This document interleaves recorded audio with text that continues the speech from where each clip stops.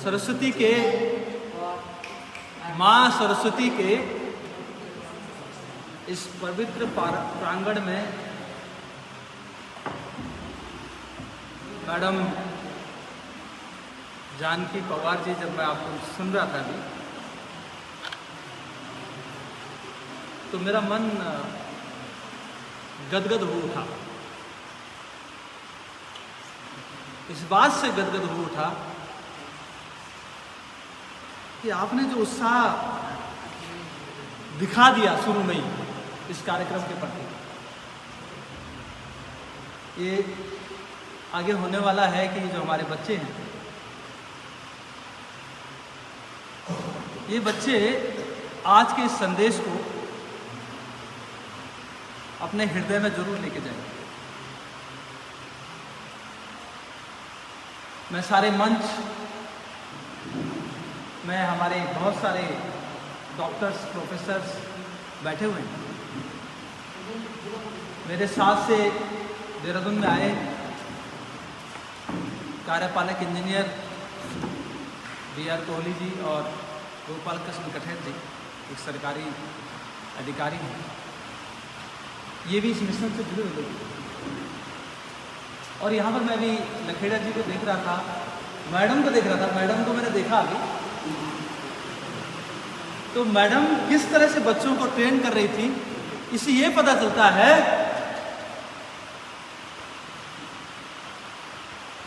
कहते हैं कि आपको you are never getting second chance to make first impression. You are never getting second chance to make first impression, and first impression is last impression. First impression is last impression. मैं अभी एक college में था और एक अखबार का बंदा वहां पे था, उन्होंने छापा, युवाओं से शुरुआत होगी स्वस्थ तन, स्वस्थ मन, समृद्ध और स्वस्थ जीवन। युवाओं से शुरुआत होगी। अभी आज की तारीख में हम लोग, अभी कुछ ही दिन पहले मैं डिग्री कॉलेज वेदिक हॉल में था, मैं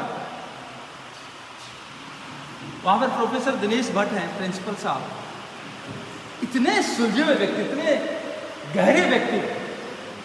उन्होंने कहा, डॉक्टर साहब, उनका विद्यालय का प्रांगण काफी बड़ा है उस पहाड़ में, तो उन्होंने कहा कि आने वाले समय में हम ये जरूर चाहेंगे कि पूरे क्षेत्र के लिए एक बहुत बड़ा कार्यक्रम आयोजित किया जाए जो योग से जुड़ा हो। बच्चों, थोड़ा सा आपको बैठने में हो सकता है कि थोड़ा तकलीफ भी होगी, लेकिन एक बात नोट करना, जिसने बैठना सीख लिया ना वही उठ पाता अपनी जीवन में। जो बैठना सीख गया वो उठ पाता है। तो इसलिए कहते हैं कि एक बार एक विद्वान की परीक्षा हुई, दो सिमिलर मूर्तियां थी, मूर्ति जैसे ये मूर्ति है, कोई भी मूर्ति आप देख सकते, दो मूर्तियां थी। तो बोला, इनमें अंतर बताओ। तो किसी ने कहा कि जी कान, मतलब कोई नहीं बता पाया, कान एक जैसे थे, नाक एक जैसी बना रखी थी, आंख एक जैसी बनाई थी, कद एक जैसा था, रंग एक जैसा था, तो भेद कैसे करें? तो तब एक सवाल एक आदमी ने कहा कि मैं भेद कर सकता हूं। बोला, कैसे करेंगे? बोला, आप एक धागा लेके आइए, धागा लेके आइए। और एक आदमी ने, जो जानता था इस बात को, उसने उस धागे को एक कान से उस मूर्ति के निकाला और दूसरी तरफ से बाहर निकाल दिया। अब वो अंतर बता रहे। फिर दूसरे आदमी ने क्या किया, दूसरी मूर्ति के साथ क्या हुआ कि धागे को अंदर डाला, धागा दूसरे कान से नहीं निकला। फिर कहां गया धागा? धागा कहां चला गया? सोच सकते हो कहां गया होगा? धागा अंदर चला गया। बोला, ये अंतर है, विद्यार्थियों में ये अंतर है। एक विद्यार्थी वो होता है जो इधर से दूसरी कान से निकाल देता है, और एक विद्यार्थी वो होता है जो अंदर ले लेता है। तो आप कौन से विद्यार्थी हो? कौन से विद्यार्थी बताओ? आप कौन से विद्यार्थी हो? तो जो विद्यार्थी अंदर लेना सीख गया, जो पढ़ाया गया, अध्यापक जब कक्षा में आता है ना बच्चों, अध्यापक जब कक्षा में आता है या आती है, वो चाहता है या चाहती है कि मैं पूरा हृदय बच्चों के सामने उड़ेल दूं, पूरा हृदय बच्चों के सामने उड़ेल दूं।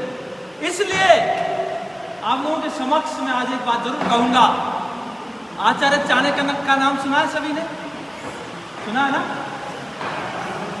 आचार्य चाणक्य कहते हैं अनंत शास्त्रम, अनंत शास्त्रम, बहुत सारे शास्त्र बच्चों। आपको मालूम है आपको गणित क्यों पढ़ाया जाता है? आपको मालूम है आपको बायोलॉजी क्यों पढ़ाई जाती है? आपको मालूम है आपको अर्थशास्त्र क्यों पढ़ाया जाता है? आपको मालूम है आपको नागरिक शास्त्र क्यों पढ़ाया जाता है? पॉलिटिकल साइंस क्यों पढ़ाया जाता है? आपको मालूम है आपको मनोविज्ञान क्यों पढ़ाया जाता है? आपको मालूम है आपको फिजिक्स क्यों पढ़ाया जाता है? आपको मालूम है आपको केमिस्ट्री क्यों पढ़ाया जाता है? और जब आज पता चलता है, जब हम इस उम्र में चले गए, तब हमें पता चला कि 10वीं में, 12वीं में, 8वीं में, 9वीं में हमें जो साइंस पढ़ाया गया, हमें जो मैथ्स पढ़ाया गया, वो इसलिए पढ़ाया गया कि आने वाले समय में हम अपने जीवन में इन विषयों को उतारें। मैथ्स इसलिए नहीं पढ़ाया जाता बच्चों, ध्यान से सुनना, मैथ्स इसलिए नहीं पढ़ाया जाता कि आप